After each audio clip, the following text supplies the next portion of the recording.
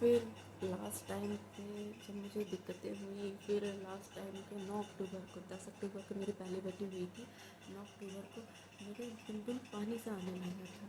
मैं तब भी टहल रही थी कि शायद नॉर्मल हो, नॉर्मल हो, नॉर्मल हो, ऑपरेशन ना हो। लेकिन लास्ट टाइम जब 9 अक्टूबर को काफ़ी मेरे पेन भी हुआ था, लेकिन पहली थी, मैं भी इतनी समझदार नहीं थी, मैंने अपने घर पे ही बताया था। लेकिन एक एक्साइटमेंट था, तो पहली प्रेगनेंसी में थोड़ा वो भी होता है ना कि एक्साइटमेंट था थोड़ा सा। तो मैंने अपने घर पे भी बताया, अपने ससुराल में बताया था। फिर पड़ोस में आंटी भी रहती थी, उन्होंने कहा, उनको देख के लगा नहीं कि इसके शायद अभी कुछ होगा, तो उन्होंने शायद ढील कर दी थी। उन्होंने ढील नहीं करी थी, मतलब शायद जो होना होता वो होना ही होता है। तो हम रात भर मैं दर्द में बहुत बेचैन थी, रात भर मैं दर्द में बेचैन थी। मैंने इनसे कहा था जल्दी आ जाना, तो ये आए थे, तब तक डॉक्टर उठ चुके थे। फिर हमने जैसे तैसे रात काटी। रात काटने के बाद, क्योंकि यहाँ रात को ऑपरेशन नहीं करते, ऑपरेशन का मतलब रात को जल्दी यहाँ डिलीवरी नहीं करते। फिर हम रात को ही चले गए, रात को नहीं गए थे, हम सुबह गए थे। फिर हम सुबह गए थे अर्ली मॉर्निंग में। अर्ली मॉर्निंग जाने से पहले मुझे दर्द हो रहा था, लेकिन सब सो रहे थे उस टाइम पे। मेरे घर पे एक्चुअली सास ससुर थे, देवर थे, ये थे, और कोई नहीं था। तो एक्चुअली मुझे काम करना था, तो मैं डर के मारे कहीं कोई कुछ कहे ना कि बताओ अभी तक सो रही है, ये वो। तो इसलिए मैं जल्दी उठी और झाड़ू मारने लगी। झाड़ू मारते मारते मुझे एकदम से एकदम से मेरा पानी छूट गया था। झाड़ू मार के मैं कूड़ा उठा के डस्टबिन में डाल रही थी, उसमें मेरा पानी बिल्कुल पिचकारी की तरह छूटा। तब मैंने सोचा कि भाई अब तो जाना पड़ेगा ऑपरेशन करवाने के लिए, भैया होगा ही होगा, क्योंकि पानी छूट गया। कोई कहता है पानी छूट जाता है तो ऑपरेशन नहीं होता है, कोई कहता है पानी छूट जाता है तो ऑपरेशन होता है। लेकिन मुझे थोड़ा सा ग्रीन ग्रीन सा, पहली प्रेगनेंसी मुझे थोड़ा ग्रीन ग्रीन सा पानी आया। तो डॉक्टर ने जब देखा तो उन्होंने ये कहा कि भाई ऑपरेशन करना पड़ेगा, क्योंकि बच्चे ने पेट में पॉटी कर ली है। तो इस वजह से फिर हमारा पहला ऑपरेशन हुआ। हमारा पहला ऑपरेशन हुआ, उसके बाद दूसरी प्रेगनेंसी में भी यही कंडीशन रही। लेकिन दूसरी प्रेगनेंसी में क्या था, मुझे लास्ट टाइम में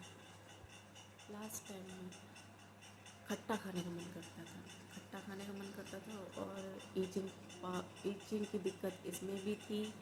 और इसमें मुझे सब्ज़ी वगैरह थोड़ा कम अच्छी लगने लगी थी। और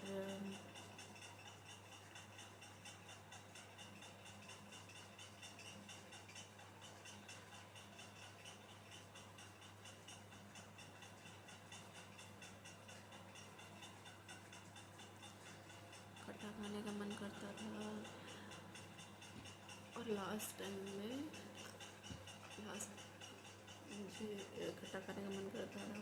और लास्ट टाइम में चौक, खड़िया खड़िया लिखने वाली चौक, मैंने एक डब्बा, एक एक दिन में एक एक डब्बा, एक एक बॉक्स मैंने खा लिया था। मुझे इतनी अच्छी लगी थी, जाने क्यों, कैल्शियम की कमी थी, जाने क्यों, मुझे बहुत अच्छी लगी थी। तो लास्ट टाइम मैंने वो बहुत खाई। फिर क्या था, रात के 12 बजे मेरी तबीयत ख़राब, कुछ गेस्ट, हम 9 बजे रात के आराम से लेट बैठ गए थे, खा पी के, दूध वूध दे के पी के सब कर करा के लेट बैठ गए। लेकिन अचानक एक गेस्ट आ गए थे, एक गेस्ट आ गए थे गेस्ट आ गए थे। तो उनकी बेटी बरेली थी, तो बरेली से वो अपने घर जा रही थी, वो भी एक्चुअली मेडिकल लाइन में थी। तो वो यहाँ आई थी, मतलब हमारे परिवार में थी, आई थी। तो उनके लिए रात में फिर हमने खाना बनाया था, उनके लिए खाना बनाया। फिर उसके बाद में जैसे ही वो चले गए, रात के 12 बजे तक वो लोग वापस चले भी गए थे। तो जैसे ही गए, उसके बाद जैसे ही मैं फिर अपने बिस्तर पे आई, वैसे ही मेरी तबीयत ख़राब हो गई, लेटते ही मेरा पानी छूट गया। फिर रात को ही हम फिर उसी डॉक्टर के पास गए जहाँ मेरी पहली बेटी हुई थी। मतलब 1.5 साल के ही अंतराल में मेरी दूसरी बेटी हो गई थी। 1.5 साल के अंतराल में मेरी तीसरी बेटी हुई थी। लेकिन एक्चुअली दूसरी बेटी जब हुई थी तो मुझे काफ़ी डर भी लग रहा था। पहली बेटी में मुझे कोई डर नहीं, कुछ ऐसा कुछ नहीं था, लेकिन दूसरी बेटी में मुझे थोड़ा सा डर लगा था, बिकॉज उस टाइम में मैंने कुछ खाया पिया नहीं था, तो रात के भरती थी और सुबह ऑपरेशन 10 बजे हुआ था। इस वजह से मुझे थोड़ा सा मेरा बीपी प्रॉब्लम होने लगा था थोड़ा सा मुझे। तो डॉक्टर ने कहा था कि अगर रात को पेशेंट आए तो उनको कुछ खाने को दे दिया करो, फिर सुबह उनको बीपी प्रॉब्लम नहीं होगी। तो इस वजह से सेकंड बेटे में थोड़ी सी मुझे बीपी की दिक्कत होने लगी थी ऑपरेशन टाइम पे। तो सेकंड बेटी हो गई मेरी, जो कि बहुत ही क्यूट और बहुत ही चंट है, बहुत क्यूट और बहुत ही चंट है। फिर उसके बाद में ऐसे ही मेरी तीसरी बेटी हुई, लेकिन दूसरी बेटी में ज़्यादा मुझे स्वेलिंग वगैरह और जॉन्डिस वगैरह या ऐसे मुझे कोई प्रॉब्लम्स नहीं हुई थी। और तीसरी बेटी में भी मुझे जैसे तीसरी बेटी में क्या था, लास्ट टाइम में मुझे आयरन की कमी पड़ गई थी तो उसकी बॉटल चढ़ी थी। और itching problem same itching problem, मतलब 7वें महीने से मुझे ईचिंग प्रॉब्लम स्टार्ट हो जाती थी, तो मुझे वो दिक्कत करने लगता था। और मेरी पहली और दूसरी बेटी अक्टूबर को ही हुई, थर्सडे को ही हुई। और इन दोनों के महीने और डेट डेट थोड़ी सी चेंज, महीने उन दोनों के महीने, पहली बेटी के और दूसरी बेटी का महीना सेम है अक्टूबर। पहली बेटी 10 अक्टूबर की, दूसरी बेटी 7 अक्टूबर की, और दोनों का दिन भी सेम है। और टाइम तो हमारे पांचों बच्चों का सेम है, 10 बजे से 11 बजे के अंदर अंदर चार और पाँचों बच्चों का टाइम है सुबह के। पता नहीं क्या ऊपर वाले की लीला थी कि टाइमिंग सबकी सेम थी। एक्चुअली टाइमिंग सेम क्या रखी, मेरी तबीयत हमेशा मोस्टली रात को ख़राब हुई। लड़कों में मेरी तबीयत दिन में ख़राब हुई थी, दिन में ख़राब हुई जब लड़के हुए थे, वरना लड़कियों के टाइम पे मेरी मोस्टली रात को ही तबीयत ख़राब हुई। बट ऑपरेशन सुबह ही जाके होता था, कभी डॉक्टर नहीं होते थे, कभी स्टाफ नहीं होता था, कभी कोई मिलता नहीं था तो दूसरे डॉक्टर के पास जाओ, ये हो जाता था। फिर तीसरी बेटी में मुझे काफ़ी फीवर वगैरह, लास्ट टाइम में आयरन की कमी, ये सब काफ़ी दिक्कतें रही, क्योंकि तीसरी थी जल्दी जल्दी प्रेगनेंसी, ये भी 1.5 साल के अंतराल में। एक्चुअली मुझे थोड़ी सी पीसीओडी की प्रॉब्लम थी, तो स्टार्टिंग में क्या था, मेरी डेट हमेशा चढ़ के आती थी, तो मैं इतना जल्दी, और ना मुझे स्टार्टिंग में ऐसा कुछ पता चल पाता था कि मैं प्रेग्नेंट हूँ कि नहीं हूँ, मुझे इतनी जल्दी पता नहीं चल पाता था। मुझे हमेशा महीने 2 महीने लेट ही पता चलता था, बिकॉज मुझे पीसीओडी की प्रॉब्लम थी, तो मुझे हमेशा लेट ही पता चलता था।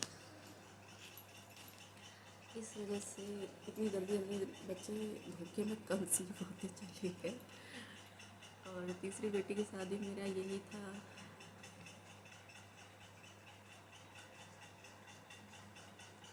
तीसरी बेटी हमारी एक्चुअली दूसरे डॉक्टर के पास हुई थी। पहली 2 बेटियाँ हमारी एक ही सेम ही डॉक्टर थी, तीसरी बेटी हमारी तीसरे डॉक्टर के पास थी, मतलब दूसरे डॉक्टर के पास थी। तो उन्होंने डिलीवरी के बाद ऑपरेशन के लिए बोला कि अब इसके आगे बच्चा नहीं करना, आपकी बच्चेदानी काफ़ी छिल्ली टाइप की हो चुकी है, आगे बच्चे नहीं पालने हैं क्या, मरना है क्या। उन्होंने काफ़ी कुछ हद तक मतलब कहा, समझाया, और सच में हम लोगों ने भी उम्मीद छोड़ दी थी कि हमें नहीं करना। लेकिन जब कहते हैं ना, ऊपर वाले को जो देना होता है वो देता, जो नहीं देना होता वो नहीं देता। आप चाहे सर पटको चाहे माथा पटको, उसमें जो लिख दिया वो कोई बदल नहीं सकता। तो एक दिन अब चौथी प्रेगनेंसी भी ऐसे ही हमारे धोखे में हो गई। एक दिन हमारी सासू माँ ने हमें टोक दिया, उनको देख के कुछ एहसास हुआ, क्या फिर से कोई बात है क्या। हमने कहा नहीं था, हमने कहा नहीं तो, और मैंने कुछ टेस्ट वगैरह भी नहीं किए थे सच बताऊँ तो फिर उनके कहने पे एक बार मुझे ऐसा कुछ लगा, करवा चौथ का ही टाइम था, तो मैंने उस टाइम पे क्या, मतलब जैसे खाना वाना बना रही थी तो मुझे भूख नहीं लग रही थी उस टाइम पर, मुझे भूख तो बहुत ही कम हो गई थी, और मुझे कभी उल्टियाँ नहीं होती। मुझे 4 प्रेगनेंसी में कभी भी मुझे एक भी उल्टी नहीं हुई, लेकिन लड़कों में मुझे थोड़ी सी उबकाई आने लगी थी। स्टार्टिंग टाइम पे। तो जब ये पेट में आया तो मुझे एहसास नहीं हुआ था। मैं काफ़ी फुर्तीली हो गई थी लड़की, में थोड़ी आलसी हो गई थी लड़की, में थोड़ी फुर्तीली हो गई थी। मुझे काम के लिए रोका जाता था तो भी मैं आगे आगे कर रही थी, क्योंकि मुझे थोड़ी सी पता नहीं थी। और जबकि लड़कियों में मैंने खाया पिया ज़्यादा, लड़कों में ज़्यादा मैंने कुछ खाया पिया नहीं, सच बताऊँ तो। अब ऐसे ही लड़के हमारे फुर्तीले हैं, अभी उनके शायद वीडियोज़ आपने देखे होंगे, ना 1 मिनट बैठते हैं ना 1 मिनट बैठने देते हैं। अब चौथी प्रेगनेंसी डर लग रहा था किस डॉक्टर के पास जाए। जहाँ मैं रहती हूँ वहाँ के सब डॉक्टर मतलब ज़्यादा बड़ा सिटी नहीं है, छोटा सा सिटी है, तो यहाँ पे डर लग रहा था कोई डॉक्टर जल्दी लेगा कि नहीं लेगा, क्योंकि जो हमारी तीसरी बेटी वाली डॉक्टर थी उन्होंने पहले डरा दिया था, बहुत डांटा भी था, सच बताऊँ तो। और फिर उसके बाद ये फिर मैं एक बार अबॉर्शन के लिए ही, सच बताऊँ तो मैं चौथे ऑपरेशन को शायद नहीं झेल पाती, लेकिन डर था। और घर वालों ने भी कहा कि नहीं अब कोई बच्चा नहीं चाहिए, अबॉर्शन करा लो, क्योंकि मेरे साथ प्रॉब्लम है, मुझे जल्दी पता नहीं चलता है, इस वजह से धोखे में ये सब इतनी जल्दी हो गई थी, इसलिए मैं जा रही थी अबॉर्शन करवाने। शायद पता नहीं क्या गंगा मैया का प्रसाद खा के गई थी मैंने, क्या उन्होंने बुद्धि फेरी मेरी, मैं तो बस सच बताऊँ तो कहीं से कहाँ छोटी बेटी को मंडन करा के आए थे, तो वहाँ का गंगा मैया का प्रसाद रखा हुआ था, तो मैं वो प्रसाद मुँह में डाल के गई थी। तो गई थी मैं ऑपरेशन कराने के, सब कुछ सही रहे, बच्चे हैं आगे, इस वजह से मैं गई थी। फिर उसके बाद फिर जब मैं ऑपरेशन कराने गई तो डॉक्टर ने कहा अभी आप लेट हो गए, 2 दिन बाद आना, मॉर्निंग में आना। मैं शाम को गई थी, क्योंकि ये कहीं गए हुए थे कि शाम तक आए थे, तो मैं शाम को गई थी, तो डॉक्टर ने मना कर दिया अभी के लिए कि आप 2 दिन बाद आना। मैंने कहा ठीक है। फिर 2 दिन बाद घर में थोड़ा मतलब रिश्तेदारी में थोड़ी शादी थी, तो मैं 2 दिन रुक गई, फिर मैं तीसरे चौथे दिन गई थी। फिर डॉक्टर ने देखा, उन्होंने पहले अल्ट्रासाउंड किया था, वो नहीं बता पाई थी उस टाइम पे, बताना शायद भूल गई थी कि मेरे ट्विंस थे। फिर बाद में जब मैं दोबारा गई थी अबॉर्शन कराने, तब उन्होंने मुझे बताया कि नहीं आपके, तब उन्होंने मुझे बताया कि आपके ट्विंस हैं। हमने कहा ट्विंस है, हमने कहा फिर तो प्रेगनेंसी, फिर उन्होंने कहा ये आपकी प्रेगनेंसी काफ़ी हाई रिस्क की है, आप अबॉर्शन कराना चाहते हो आप अबॉर्शन कराइए। मैंने कहा ठीक है, लेकिन मन में एक ख़्याल आया, हमने कहा कि कहीं ऐसा ना हो कि शायद बेटियों के भाग्य से एक भाई शायद हो, इस वजह से मैंने सच बताऊँ तो वहाँ पे कुछ थोड़ा देखा, तो वहाँ पे जो और लेडीज़ थी अस्पताल में, उन्होंने भी काफ़ी टोका कि भाई तुम्हारी शक्ल देख के लग नहीं रहा कि तुम चौथी प्रेगनेंसी झेल पाओगे, तुम्हारे छोटे छोटे बच्चे हैं, तुम ऑपरेशन करा लो। और किसी ने कहा कि आजकल तो इतनी लड़के वाली दवा आती, तुमने लड़के वाली दवा खा लेती। तो अब मैं क्या बताऊँ, बहुत दुविधा में थी उस टाइम पे। तो उस टाइम पे मैं काफ़ी देर बैठ के इंतज़ार करती रही, सबसे पूछती रही क्या करूँ क्या करूँ क्या करूँ, सबने मना किया, सबने मना किया। लेकिन सब मतलब घर वालों ने, रिश्तेदारों ने, सबने टोटल मना किया, लेकिन अकेले मेरी एक ज़िद थी। मैंने कहा कि एक अकेली मेरी ज़िद थी, बाकी सबने, चाहे हस्बैंड हो, चाहे हस्बैंड के घर वाले हो, चाहे मेरे घर वाले, सभी नाराज़ भी थे कि इतना बड़ा रिस्क मत लो। मैंने सिर्फ अपने दम पे इतना बड़ा रिस्क लिया। और डॉक्टर ने भी कहा कि भाई अब आप सोच लो, उन्होंने भी कहा कि भाई रिस्की तो है, लेकिन फिर मैंने कहा, बहुत सोचा बहुत समझा, लेकिन मन ने गवाही नहीं की। सच बताऊँ अबॉर्शन के लिए अपने ही पेट में पता नहीं कैसे वो लोग अबॉर्शन करा लेते हैं, कैसे हत्या कर लेते हैं, मुझे समझ में। मैंने तो 3 बेटियों को भी जन्म दिया और बेटे को भी जन्म दिया, चाहे बेटी होता चाहे बेटा, मैं शायद इनकी कभी, मैं चली तो गई थी लेकिन मेरी इच्छा नहीं थी, सच बताऊँ तो। फिर मैंने बहुत सोचा बहुत समझा, फिर मैंने कहा छोड़ो, फिर मैं वापस आ गई, फिर मैंने अबॉर्शन नहीं कराया। शायद मेरी गंगा मैया ने बुद्धि फेर दी उसको दी, उनको जो देना लिखा था शायद इसी वजह से। और मेरी बेटियों के भाग्य में शायद भाई थे, इस वजह से। एक दिन मेरी बड़ी वाली बेटी स्कूल से आई, वो आते ही आते स्कूल से रोने लगी, कहने लगी मम्मी मुझे भाई के पास जाना है। मैंने कहा भाई बेटा भाई कहाँ है जो भाई के पास जाना है। ऐसे स्कूल से आते ही आते रोने लगी। स्कूल में कोई बच्चा शायद अपने भाई के लिए रो रहा था, मतलब अपने भैया के पास जाने के लिए रो रहा था, तो उसको देख के मेरी पहली वाली बेटी भी रोने लगी। अच्छा उस टाइम पर मैं प्रेग्नेंट थी, मुझे पता नहीं था। फिर उसके बाद में मेरी सासू माँ ने भी टोका। जाके मैंने चेक किया तो मेरी पहली वाली किट थी वो ख़राब थी, जाने क्या उसमें कुछ भी नहीं आया, ना पॉजिटिव ना नेगेटिव। फिर मैंने उसको ढेर डाल दी। फिर मैंने नेगेटिव ही समझा। फिर मैंने दोबारा किट मंगवाई। फिर मैंने फिर चेक किया, फिर उसमें मुझे पॉजिटिव आया। तब जाके मैं डॉक्टर के पास गई थी। और हाई रिस्क थी तो मैं यहाँ से दूसरी जगह गई थी अपनी डिलीवरी कराने के लिए 1 मंथ, और काफ़ी इंजेक्शन लगे इसमें मुझे लास्ट टाइम डिलीवरी के बाद ब्लड भी चढ़ा, क्योंकि भैया 1.5 साल में इतनी जल्दी ऑपरेशन, शक्ल आप देख ही रहे हैं उनके चक्कर में कैसी हो सकती है अभी। तो क्योंकि ना ये रात सोने देते ना दिन सोने देते, सारा दिन भगाते। अभी शांति है, इसलिए मैं सुबह सुबह बना रही हूँ वीडियो, क्योंकि जब ये उड़ जाएंगे फिर नहीं बनाने को मिलेगा। तो मैं काफ़ी टाइम से अपनी जर्नी शेयर करना चाह रही थी, लेकिन कर ही नहीं पा रही थी, बच्चों की वजह से टाइम ही नहीं मिल पाता था। टाइम किसी चीज़ का भी अपने लिए तो टाइम मिल ही नहीं पाता है जब बच्चे होते हैं। तो इस बस मैंने कहा चलो अभी आँख खुली हुई है, ना नींद आ रही थी ना कुछ, तो मैंने कहा चलो सबसे पहले वीडियो ही बनाते हैं, आप लोगों से अपनी जर्नी थोड़ी शेयर करती हूँ। क्योंकि मैं भी यूट्यूब पे ना काफ़ी सारे वीडियोज़, मैं पहली बार प्रेगनेंट हुई मैं काफ़ी सारे वीडियोज़ देखती थी, तो काफ़ी सारे वीडियोज़ देखती रहती थी कैसे क्या होता है क्या नहीं होता है। और मैं आप कुछ हाँ ये भी देखती थी कि सच बताऊँ तो अब देखो कुछ भी हो लेकिन मन में लगता था ना, एक जानने की चाहत होती थी कि क्या है क्या नहीं है, क्या है क्या नहीं।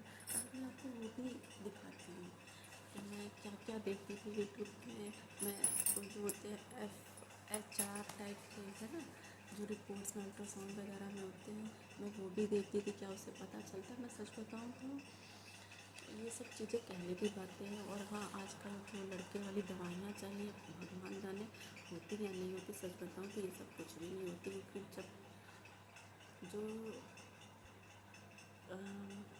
जो आपके अंदर है बीज वही तो होगा ना, है ना। ऐसा तो नहीं गेहूँ की जगह चावल, चावल की जगह गेहूँ हो जाएगा। मैंने एक डॉक्टर का वीडियो देखा था, उनका उनका वीडियो मुझे अभी तक बहुत अच्छे से याद है। उन्होंने यही कहा था आप चाहे गोली खा लो चाहे चूरन खा लो, जो चीज़ बन चुकी है, जो चीज़ गई है अंदर वही चीज़ आती है बाहर।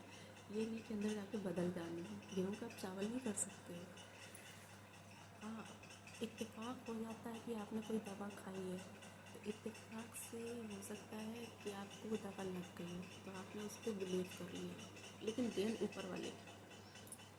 आज मैं आपको दिखाती हूँ अपनी पहली बेटी की अल्ट्रासाउंड रिपोर्ट में जो वो होते हैं ना FHR टाइप के। ये देखिए मेरी पहली बेटी 140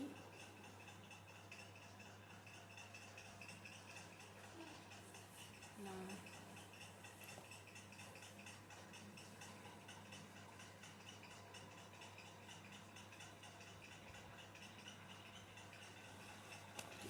140 से 145 के बीच में थी। और सेकंड बेटी के में भी समथिंग कुछ ऐसा ही था। और आपको एक चीज़ और बता दूँ अपने बारे में, कुछ ऐसे जो कहते हैं ना पेट पे लाइन, मेरी पहली दूसरी तीसरी चौथी प्रेगनेंसी में मेरी सेम लाइन रही है, ना टेढ़ी ना मेढ़ी ना सीधी। मतलब जैसी थी पहली प्रेगनेंसी में वैसी दूसरी प्रेगनेंसी में, जैसी तीसरी प्रेगनेंसी एक्चुअली ऐसा था ना, ऐसे वो जल्दी सही भी नहीं हो पाती तब तक दूसरी प्रेगनेंसी आ जाती थी। तो उसी लाइन पे ही मेरी चौथी प्रेगनेंसी कंप्लीट हुई है सच बताऊँ तो।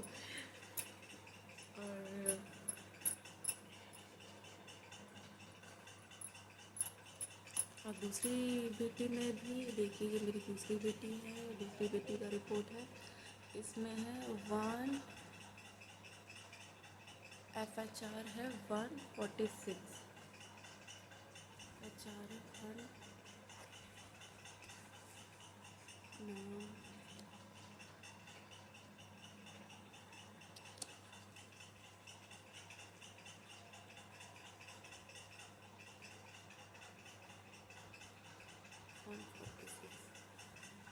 146। नाम देखिए।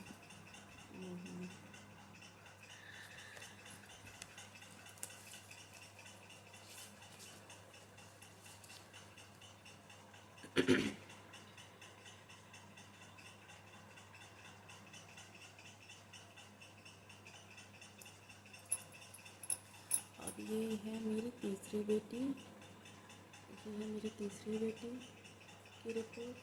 इसमें भी 141 FHR 141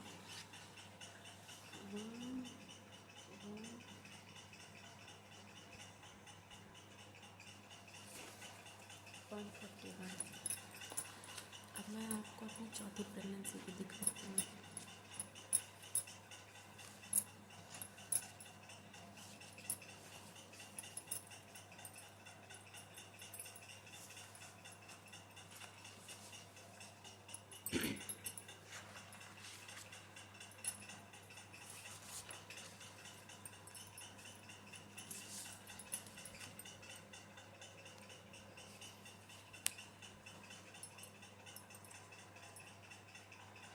मैंने भी काफ़ी सारे जैसे यूट्यूब पे वीडियोस देखे थे कि क्या ऐसे कुछ पता चलता है, तो मुझे नहीं लगता कि ऐसे कुछ पता चलता। वो पता चलेगा तो शायद डॉक्टर ऐसी चीज़ें आपको दिखाएगा नहीं, छुपा के रखेगा, क्योंकि अपने यहाँ पे ऐसा कुछ है नहीं, है ना। हाँ, केवल डॉक्टर को पता होता है, बाकी किसी को पता नहीं होता कि क्या है क्या नहीं है।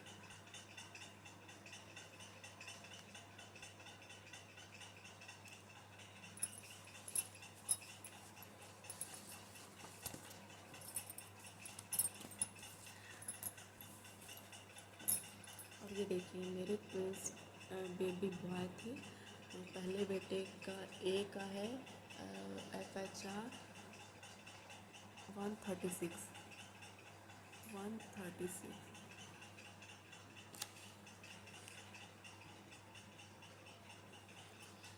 एक का 136 और दूसरे का है 132, लेकिन बाद में शायद ये बढ़ गया था।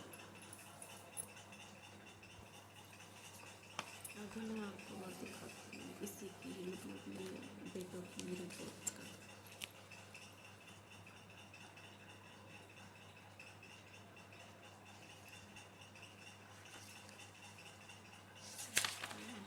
वो बढ़ भी जाता है, घट भी जाता है।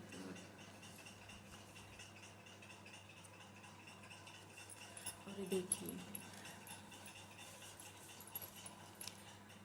पहले बेटे का है 151 और दूसरे बेटे का है 153।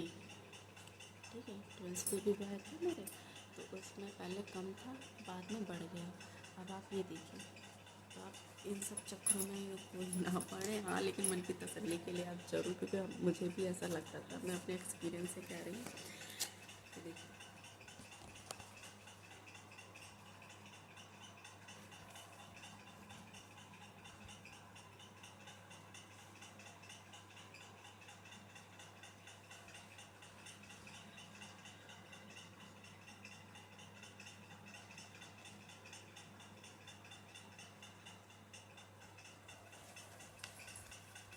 तो हो सकता है शायद कुछ हद तक आपको भी मेरी जर्नी से कुछ हद तक, जो लेडीज़ प्रेग्नेंट हैं शायद इस टाइम पे, उनको कुछ हद तक नॉलेज मिली होगी कि क्या ये सब चीज़ें होती हैं नहीं होती हैं। मैं भी बहुत देखती थी, मैं भी सिर्फ में बहुत देखती थी। पता नहीं क्या क्या देखती रहती थी। एक एक्साइटमेंट होता है कि बस जानने का कि क्या है क्या नहीं है, तो उसके लिए पहले से तैयारी कर लें हम कि ऐसे ऐसे कपड़े हों, ऐसी चीज़ें हों, ऐसा रूम हो। एक एक्साइटमेंट होती है, सबके अंदर होती है, मेरे अंदर भी बहुत थी। बट भगवान सबको दे। मेरे पास सबसे बड़ा सुख, मेरे पास सबसे बड़ी दौलत मेरे बच्चे हैं। मैं सच बता नहीं सकती हूँ कि बहुत ही क्यूट, बहुत ही सरल और बहुत ही अच्छे बच्चे हैं। चलिए गाइस, इसी जानकारी के साथ आपसे राम राम। फिर मिलते हैं, शायद कोई अगर आपको कुछ जानना हो मेरी और कुछ प्रेगनेंसी की मतलब जर्नी के बारे में, तो आप कमेंट करके या कैसे भी आप मुझसे पूछ सकते हैं। चलिए, Ram Ram, tata, bye, see you. फिर मिलते हैं किसी नए टॉपिक पे, किसी नए वीडियोस पे। जय राम जी की।